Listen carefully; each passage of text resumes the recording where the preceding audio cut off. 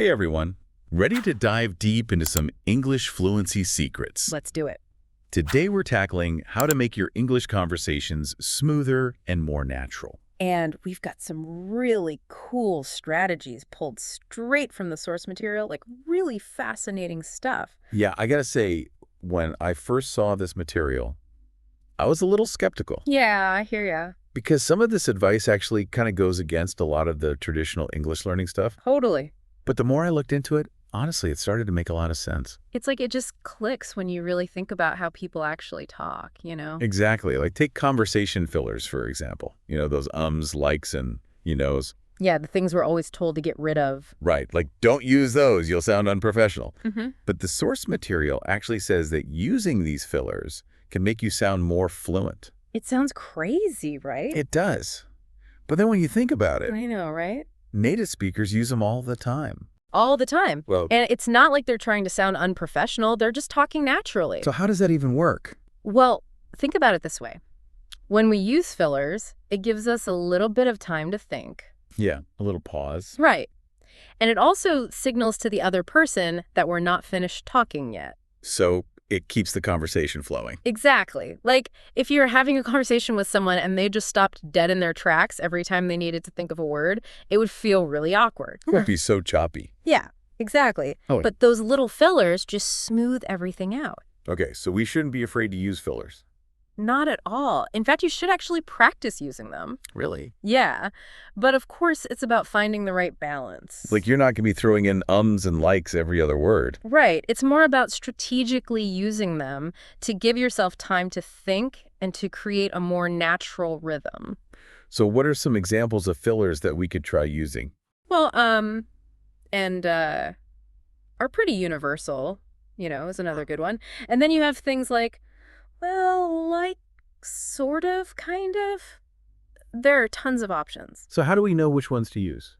Honestly, it depends on the situation.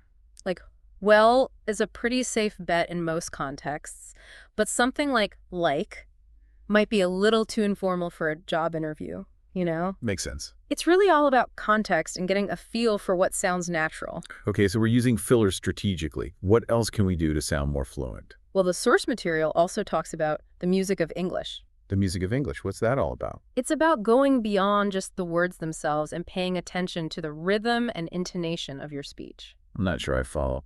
Okay, think about it this way. When you listen to music, you don't just focus on the individual notes, do you? No, there's a melody. Right. You listen to the melody, the harmony, the rhythm. English is the same way. It has its own rhythm and melody. I never thought about it like that before. Yeah, and when you start paying attention to these things, it can make a huge difference in how fluent you sound. So how can we actually practice this music of English? One of the best ways is to listen to native speakers as much as possible. Podcasts, audiobooks, things like that. Exactly, but don't just passively listen. Really pay attention to how they're speaking. Like how they pause, how Yeah. they stress certain words. Exactly, and trying to imitate what they're doing. You can even record yourself and then listen back to see how you compare. I actually used to do that when I was learning English. I would record myself speaking and then listen back and cringe. Oh, that's how you learn, right? Yeah. You have to be willing to hear yourself and identify areas where you could improve. Totally.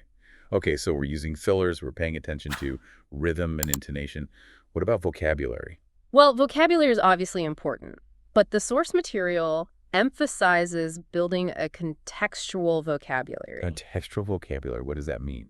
It means living words and phrases in context as they're used in real conversations. Instead of just memorizing individual words from a list, try to learn phrases and expressions that you can actually use in different situations. So like instead of just learning the word happy, I would learn phrases like, I'm so glad to see you, or that's fantastic news. Exactly. It's about learning chunks of language that you can plug into different conversations, and it will make your English sound so much more natural and fluent. So we're not ditching the flashcards altogether. Not necessarily, but don't just focus on memorizing individual words. Think about how those words are used in real life in different contexts. Because knowing a word is one thing, but knowing how to use it naturally is a whole other ballgame. Okay, I'm getting it. So we're using fillers strategically, mastering the music of English, building a contextual vocabulary. What else? Well, another important aspect of fluency is active listening. Active listening. So it's not just about waiting for our turn to speak, right? Right. Active listening is about being truly engaged in the conversation and showing genuine interest in what the other person is saying. Yeah, like actually paying attention, not just thinking about what you're going to say next. Exactly. And there are a few things you can do to show that you're actively listening. Like what? You can use phrases like, "Oh, really?" or "That's interesting," or "Tell me more." It's like you're showing the other person that you're following along and that you care about what they have to say. Exactly. And it also helps to keep the conversation flowing smoothly. Yeah, it stops those awkward silences. Exactly. Plus, when you're actively listening, you're also more likely to pick up on those subtle cues we talked about earlier, like intonation and rhythm. So it all ties together. It does. Yeah. And the more you practice active listening, the better you'll get at understanding and responding to native speakers. All right, and last but not least, the source material talks about something that I think a lot of English learners struggle with, and that's the fear of making mistakes. Oh, yeah, that's a big one. You know, it's like we get so caught up in trying to be perfect that we end up being too afraid to speak at all. I've been there. But the source reminds us that native speakers don't expect perfection. They care more about effort and the willingness to communicate. And every mistake is an opportunity to learn and improve. Right. It's like instead of beating yourself up over a mistake, just try to see it as a learning experience. Yeah, and don't be afraid to ask for clarification if you don't understand something. Most native speakers are more than happy to help. So it's all about having a positive attitude and embracing the learning process. Exactly, because fluency isn't about being perfect. It's about being able to communicate effectively and confidently. I love that. Okay, so we've covered a lot of ground today. We've talked about embracing conversation fillers, mastering the music of English, building a contextual vocabulary, practicing active listening, and not being afraid of mistakes. Phew, that's a lot. It is, but don't feel overwhelmed. Just pick one or two of these strategies and start practicing them in your daily life. Yeah. And the source material actually suggests a fun exercise.